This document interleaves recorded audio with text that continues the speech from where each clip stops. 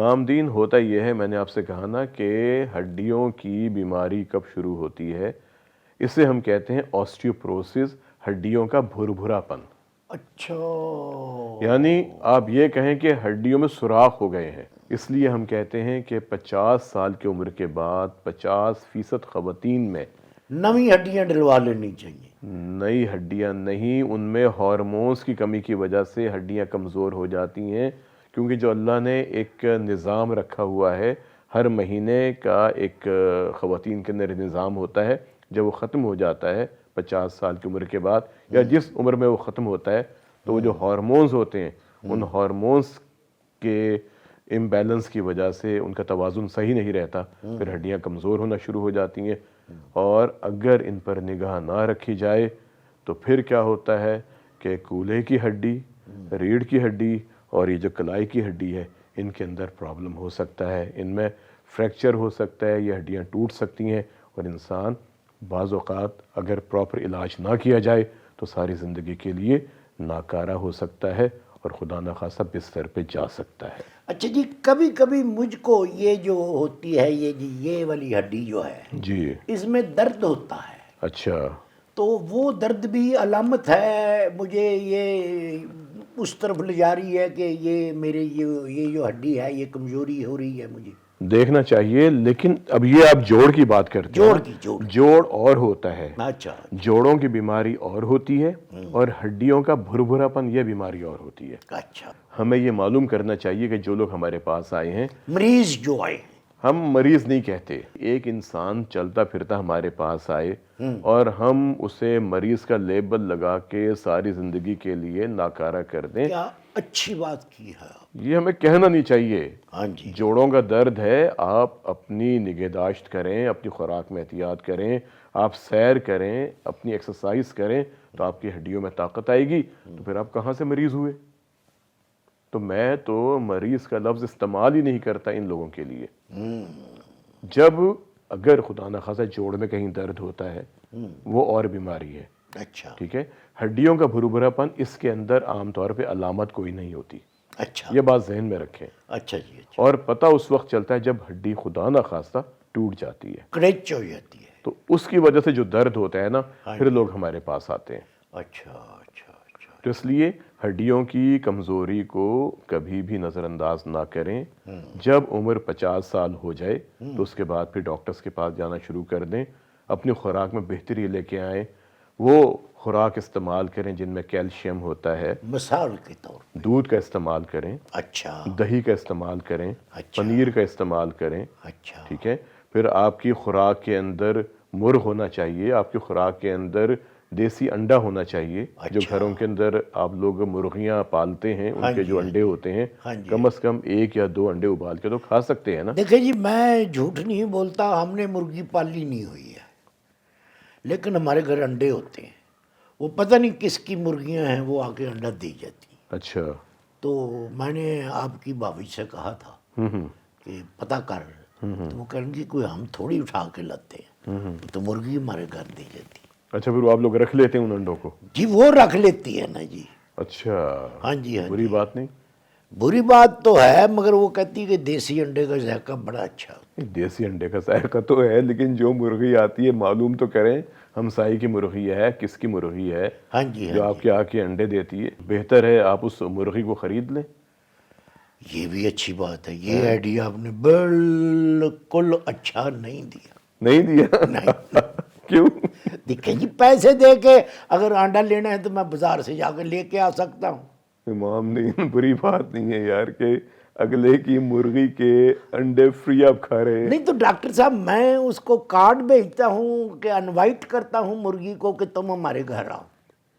بیگم صاحبہ سے کہیں آئندہ احتیاط کریں۔ اچھا جی، میں کہہ ٹھیک دوں ہے، گا کہ ڈاکٹر صاحب نے منع کر دیا، ایسے تم منع ہو جاؤ۔ جو انڈا ہوتا ہے نا امام دین، جی انڈے کی جو جی، زردی ہوتی ہے اس کے اندر وائٹامن ڈی ہوتا ہے، اچھا، بہترین، جو ہڈیوں کی صحت کے لیے بہت اچھا ہوتا ہے۔ Very good. اسی طرح اگر ہم صبح کے وقت جب سورج نکلتا ہے، نماز فجر ادا کرنے کے بعد سیر کو جائیں، اور وہ جو دھوپ ہم پر پڑے گی اس کی وجہ سے ہماری جلد میں وائٹامن ڈی بننا شروع ہوگا، سورج کی شعاؤں کی وجہ سے۔ اچھا ڈاکٹر صاحب، ایک بات میں جب چھوٹا تھا نا تب بھی سوچا کرتا تھا اور اب بھی سوچتا ہوں، حالانکہ اس بات کا میرے سے تعلق نہیں ہے۔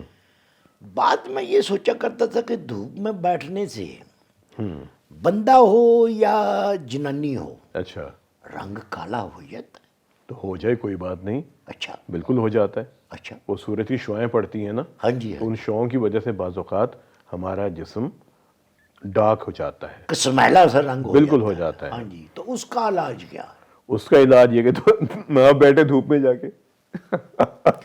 دیکھ لیں، آپ پہلے خود کہتے ہیں کہ جی میں ایسی باتیں کرتا ہوں جن پر ہنسا آ جاتا ہے، پھر آپ بھی ویسی باتیں کرنے لگ پڑتے ہیں۔ تو امام دین آپ کا سر تو آگے ہے نا مجھ میں۔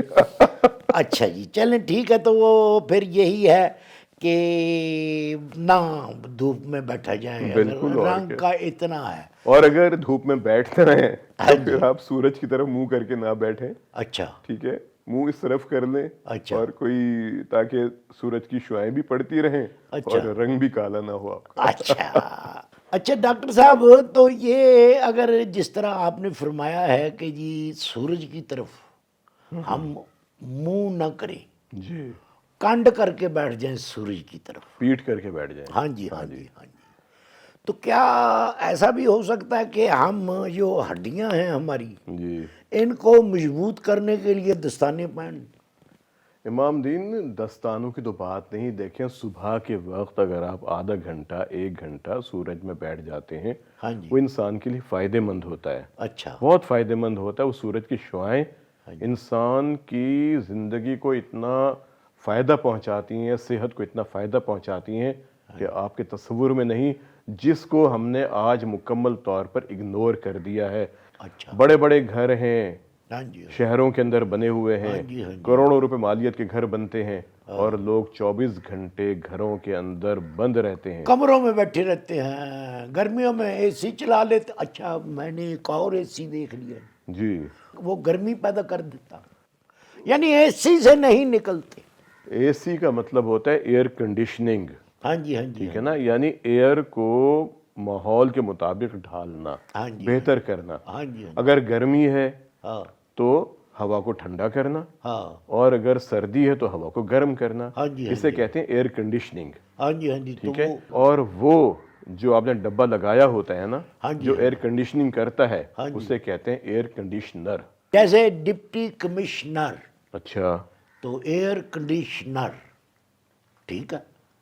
ڈپٹی کمشنر کہاں، ایئر کنڈیشنر کہاں، امام دین؟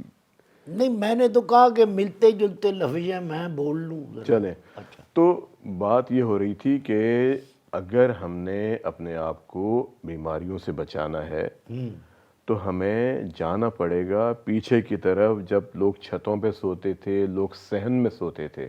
اچھا اچھا، تو ہم تو پھر مجھے تو لوہاری گیٹ جانا پڑے گا۔ لوہاری گیٹ، ہاں جی ہاں جی، وہاں پہ کیا ہوتا تھا؟ وہاں پر ہم رہتے تھے۔ اچھا ہاں جی، اس سے پہلے ہم اکاڑے میں رہتے تھے، اچھا، اس سے پہلے ہمارے بڑے جو تھے وہ جلندر میں رہتے تھے۔ واہ، تو مجھے کہاں جلندر جانا پڑے گا یا اکاڑے جانا پڑے گا یا لوہاری گیٹ جانا پڑے آپ نہ لوہاری جائیں، گا؟ ہاں جی نہ آپ جلندر جائیں، ہاں جی نہ آپ اکاڑا جائیں، ہاں جی، آپ یہ کریں کہ اپنی چارپائی اٹھائیں اور جا کے صحن میں سو جائیں۔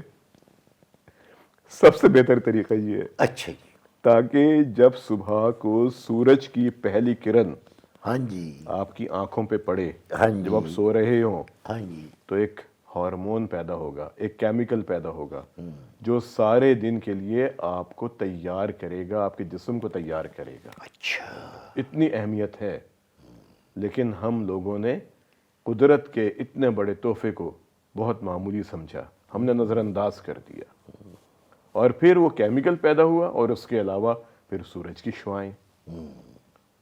تو جب اللہ نے ایک پورا نظام بنا رکھا ہے، اللہ کی فیکٹریاں کام کر رہی ہیں 24 گھنٹے انسان کی فلاح کے لیے، انسان کی بھلائی کے لیے، لیکن ہم نے خود اللہ کی ناشکری کی ہوئی ہے، اور جس کی سزا بھگت رہے ہیں مختلف بیماریوں کے انداز میں۔ یعنی بیماریاں آپ جو ہیں سو ہیں، بیماریوں نے بچے بھی دے دیے ہیں۔